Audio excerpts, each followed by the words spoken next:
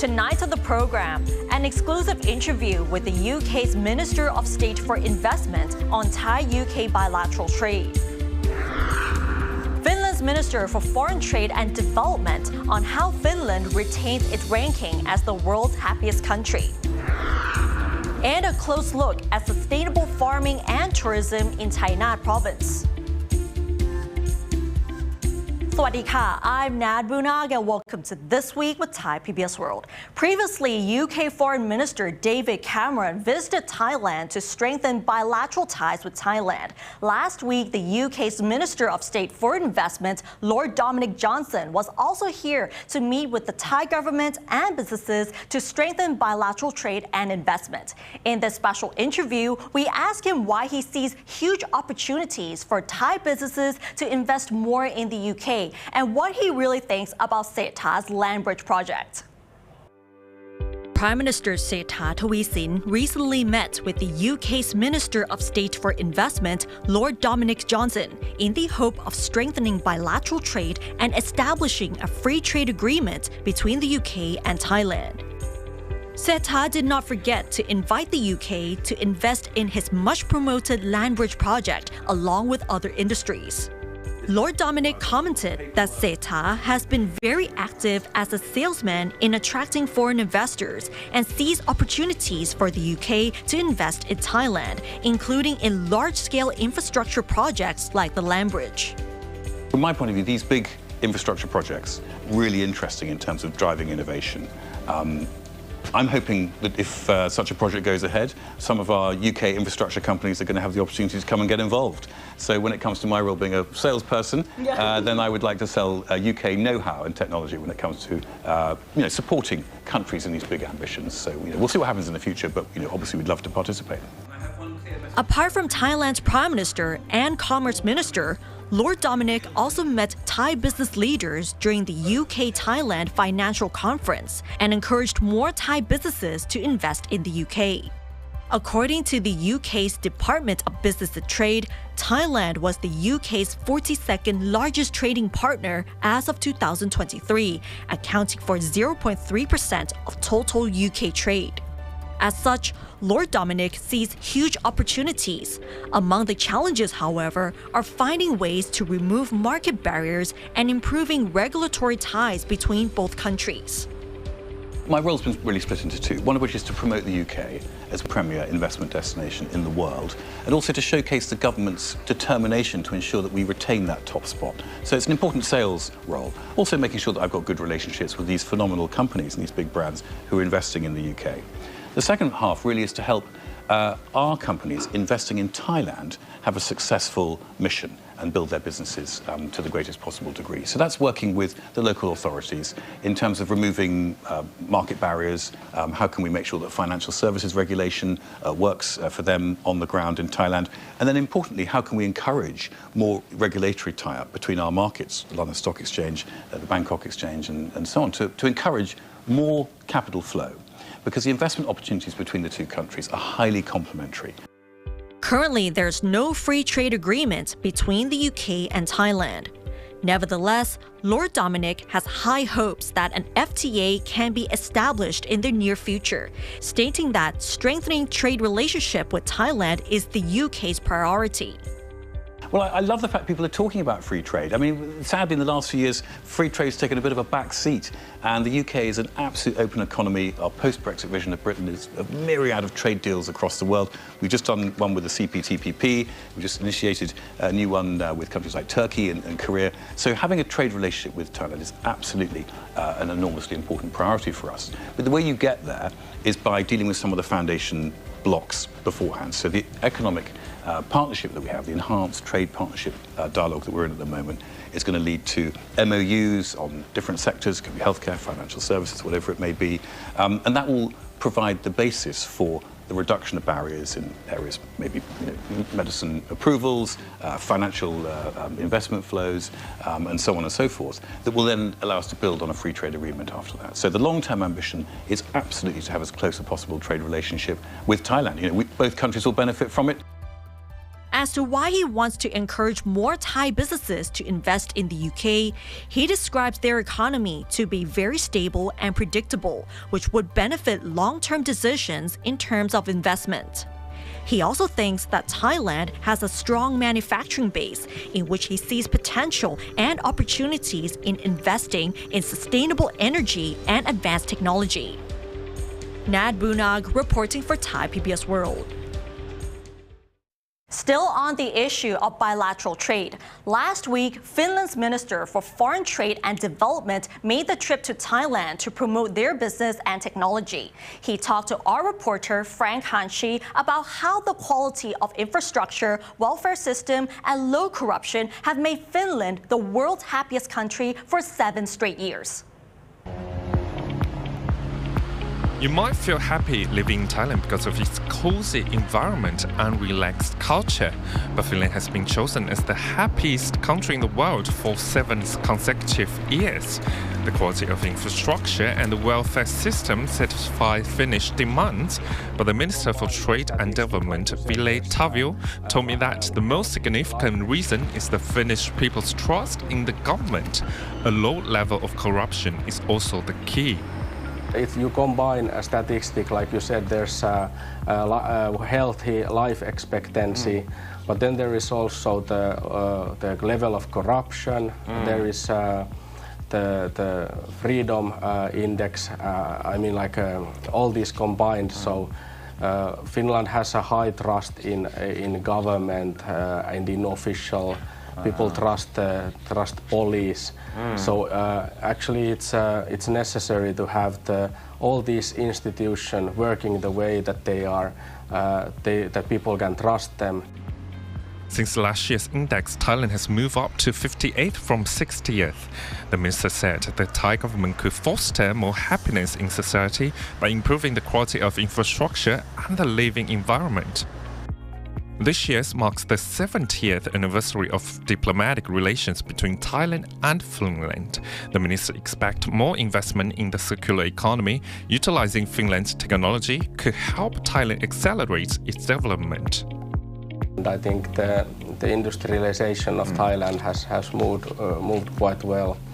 I still think it's good that Thailand is investing more to infrastructure, but also to the new trends, which would be the digitalization and the clean energies and circular economy. While the amount of trade between Thailand and Finland is not immense, roughly $400 million per year, equivalent to 15 billion baht, the minister said the amount would increase as Finland's expertise in addressing agricultural waste and waste-to-energy could provide ways out of PM 2.5 pollutions and the rising amount of garbage. With Finland's advanced technology in EV batteries, the minister is also confident that the old batteries won't have an environmental impact on Thailand. Finnish solar panel factory working already in Rayong, so instead of having to buy the Chinese panels, you can also buy a panel made in Thailand.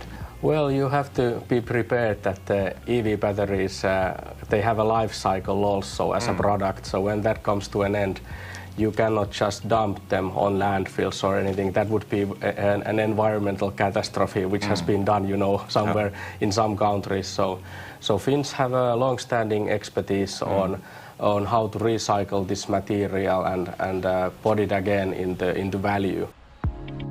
Before we concluded the interview, Minister Tavio recalled his 3 months of study at the Prince of Songkran University, and in that Thailand has advanced rapidly since he was studying in Phuket more than a decade ago. This is undoubtedly behind his connection and affinity for Thailand. ผมจบภาษาไทยพูดภาษาไทย และเขาจบคนไทย Yes ผมพูดภาษาไทย Frank Hanshi reporting for Thai PBS World. Moving on to the field of finance and economics, Thai PBS World has an exclusive interview with Professor Robert Engel, who shared the Nobel Prize in Economics with Professor Clive Granger in 2003. Over 20 years on, his research is proving more relevant than ever, as it highlights the importance of incorporating climate risks into predictions of financial returns. In an era when financial markets are more complex and interconnected than ever, the work of Robert Engel has guided countless professionals through the turbulent waters of global finance. His pioneering work, A Financial Approach to Climate Risk, underscores the critical intersection between financial markets and environmental sustainability. This innovative research has set a new paradigm in understanding how financial instruments and markets can be leveraged to mitigate the risks associated with climate change. According to Robert, he divided climate risks into 3 types: physical, transitional, and terminal.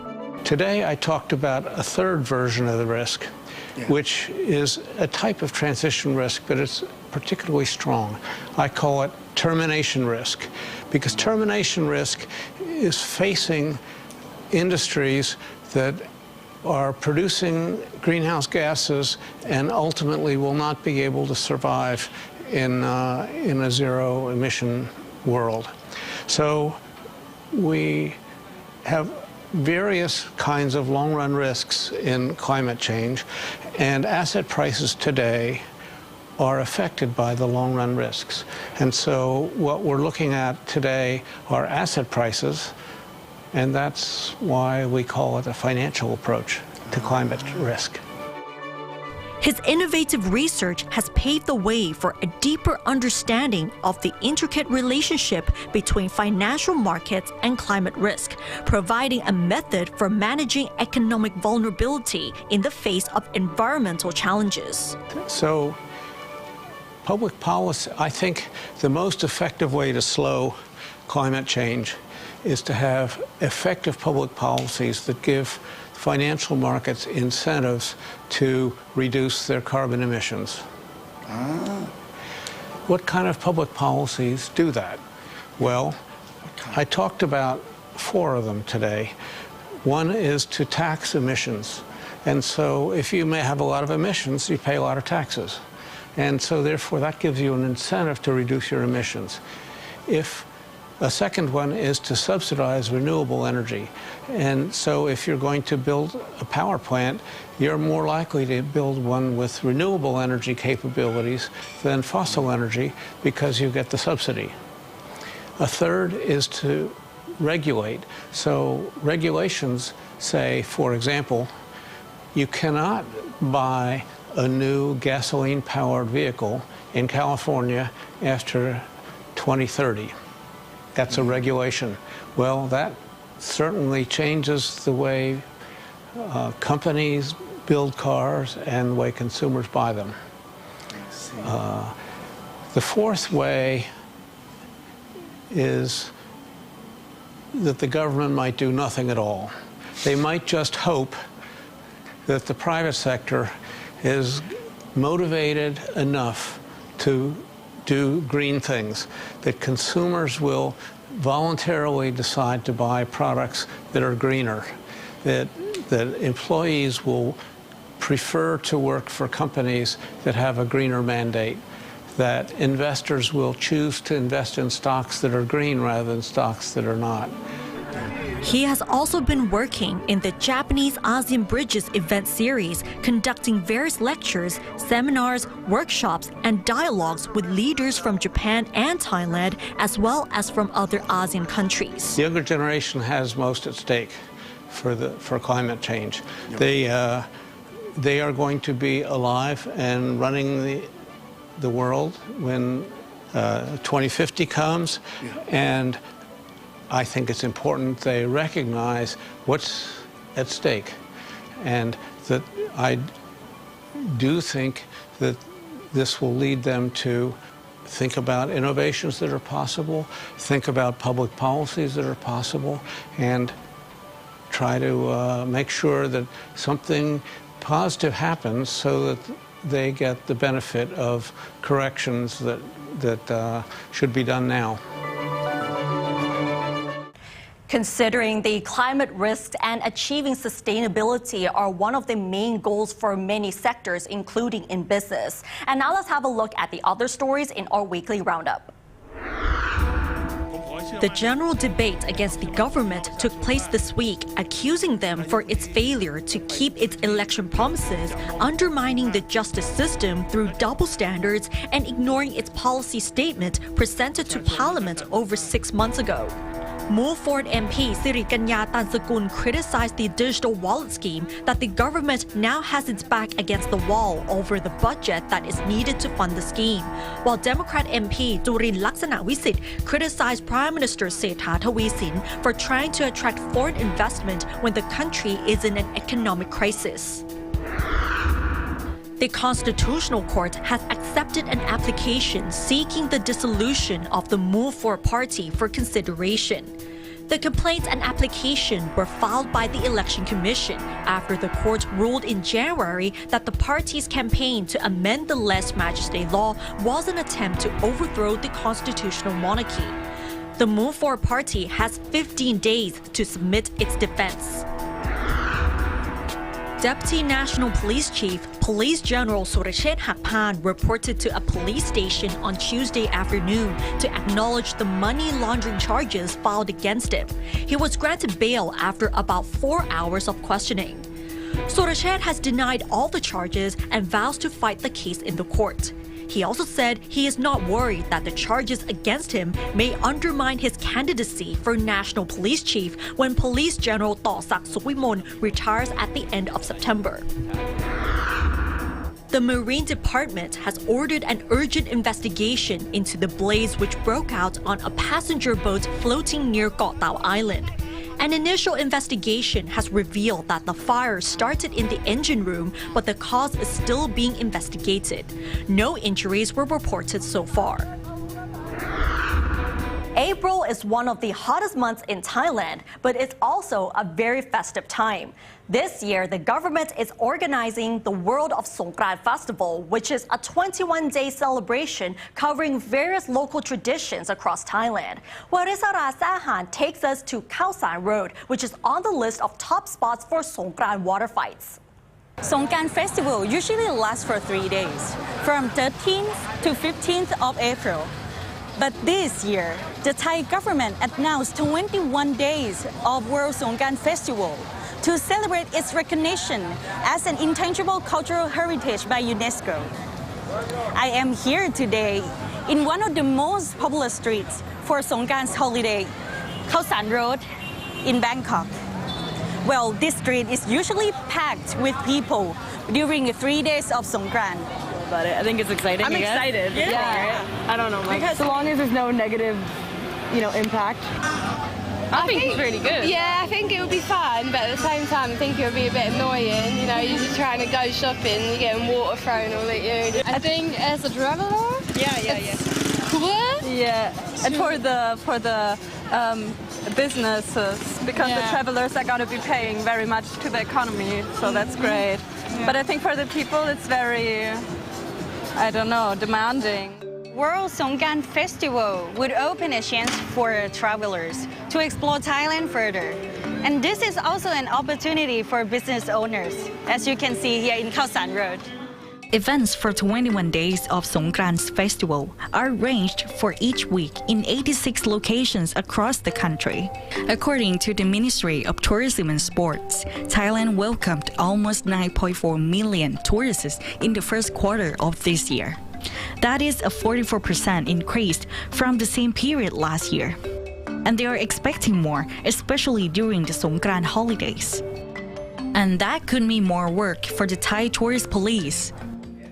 ในส่วนของนโยบายของรัฐบาลของท่านรัฐมนตรีของท่านรักษาการท่านผบ.ตร.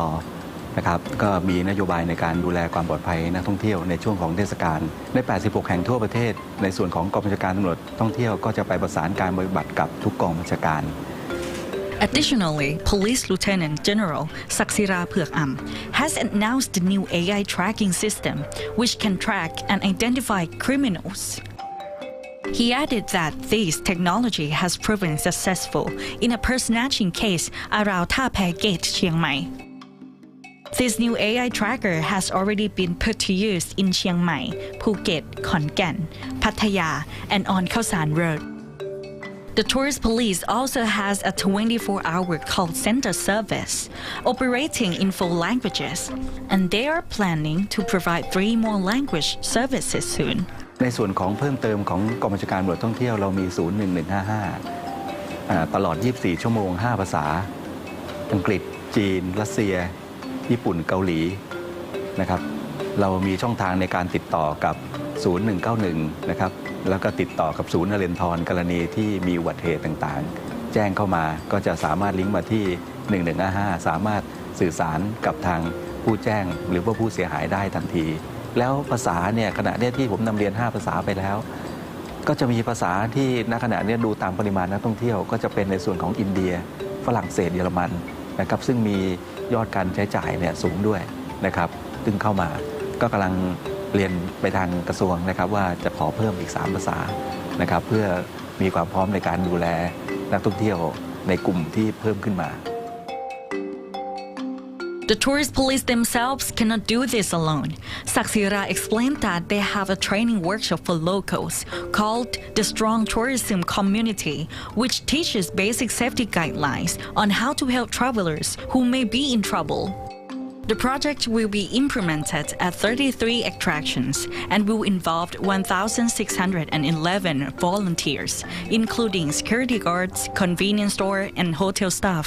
นะครับจะมีรายละเอียดอยู่33แห่งที่เราเข้าไปดำเนินการขับเคลื่อนขอความร่วมมือภาครัฐภาคเอกชนณตรงนี้ก็จะเป็นการสร้างพื้นที่ให้ปลอดภัยเอาโครงการ Smart Safety Zone เข้ามาตรงนี้ก็จะมีในส่วนของกล้อง CCTV SOS สามารถที่จะเหตุฉุกเฉินนะครับในพื้นที่ตรงนั้นเนี่ยก็จะเป็นสร้างให้เกิดความปลอดภัยพอมาเพิ่มเติมก็จะมีในส่วนของวอลันเทียร์ที่เป็นอาสาสมัครชาวไทยชาวต่างชาติเราก็ได้มีการอบรมไปแล้วJust like any tourist destination around the world, Thailand also sees reports of conflicts between visitors and locals. Be mindful that you're visiting. You have to be mindful that you are a tourist in somebody else's country. If you come into someone else's country, you're not going to be rude and disruptive just because you're having a few drinks. The Thai tourist police also have come up with strategies to inform foreign visitors on the basic do's and don'ts in Thailand.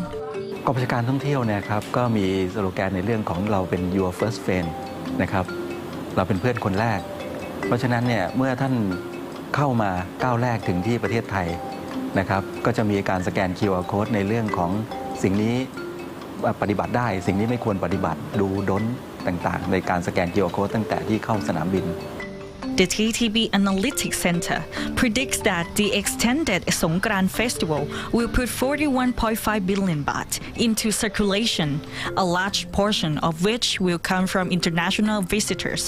ผมว่าสิ่งสำคัญก็คือในส่วนของพี่น้องประชาชนในการที่จะดูแลต้อนรับเป็นเจ้าบ้านที่ดีในการที่ดูแลนักท่องเที่ยวโดยเฉพาะในช่วงสงกรานต์ที่เป็นเสน่ห์ของบ้านเราที่จะเชิญชวนนักท่องเที่ยวเข้ามานะครับWarisala Sehan, reporting for Thai PBS World. And the Songkran Festival is just around the corner. And this year, the official public holidays are from April 12th to the 16th.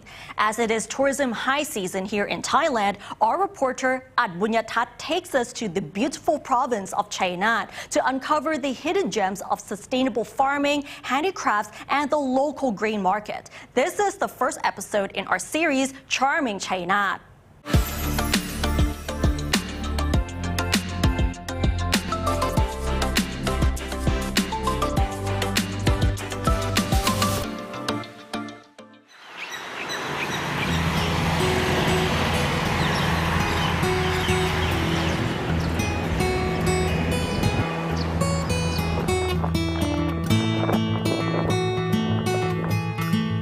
Welcome to Chai Nat, a small charming province along the Chapaya River in the central region of Thailand, famous for its rich culture, local wisdom, art, crafts, and much more.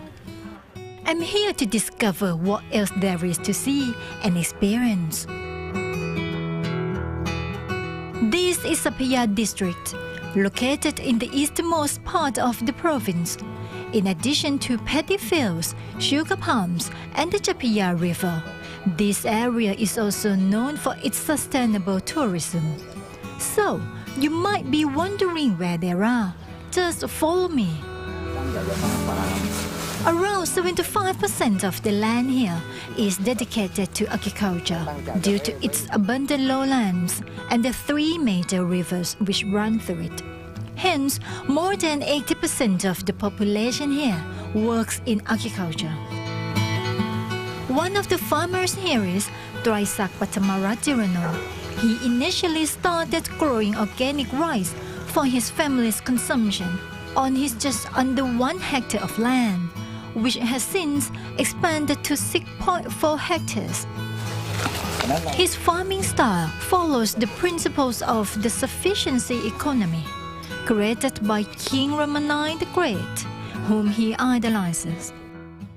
ทำแบบเศรษฐกิจพอเพียงตามคำสอนในหลวงของรัชกาลที่9นะครับก็ต้องปลูกกินเองนะครับปลูกใช้เองก่อนแล้วก็เหลือเราก็แบ่งปันเสร็จแล้วเหลือก็ขายนะครับเราไม่ได้เน้นความร่ำรวยเนาะเศรษฐกิจพอเพียงเนี่ยไม่สามารถที่จะทำให้คนรวยได้หรอกแต่ทำให้คนมีความสุขได้นะครับเพราะนั้น เราต้องคิดแบบนี้ก่อน Traisak's farm is also a learning center.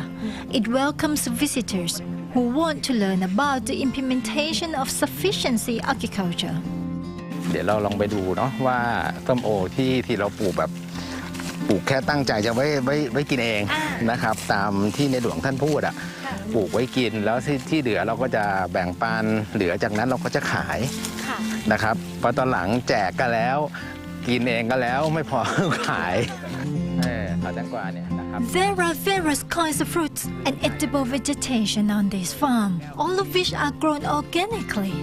Likewise, there are economically valuable trees such as mahogany, teak, and raisin trees. The fish farm serves as a source of organic fertilizer, and there is also a small rice mill for household consumption and sale.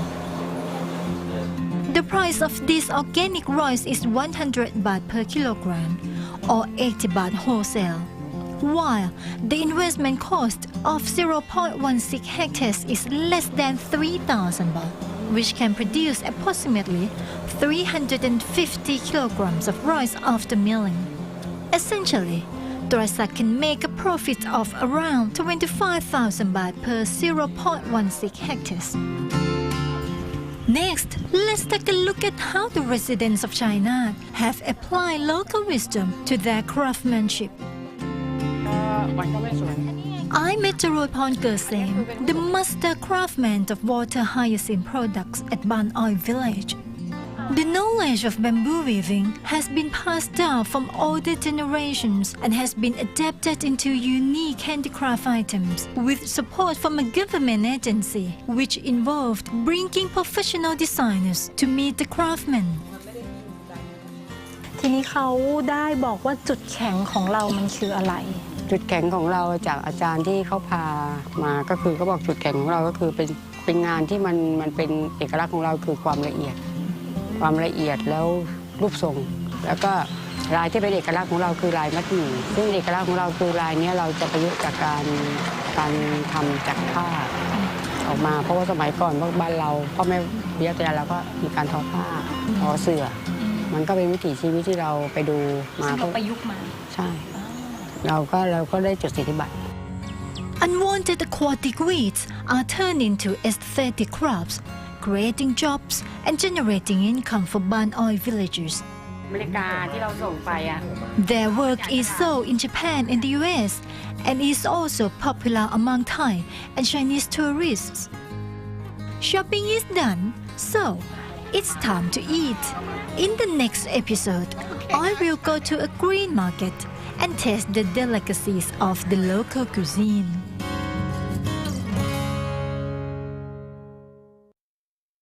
And that wraps up tonight's edition of This Week with Thai PBS World. Join us every Friday at 10:30 p.m. only on Thai PBS. And don't forget to follow us on social media, including our website, thaipbsworld.com, for all the latest updates about Thailand as well as analyses. Thanks for watching, and we'll see you next week. สวัสดีค่ะ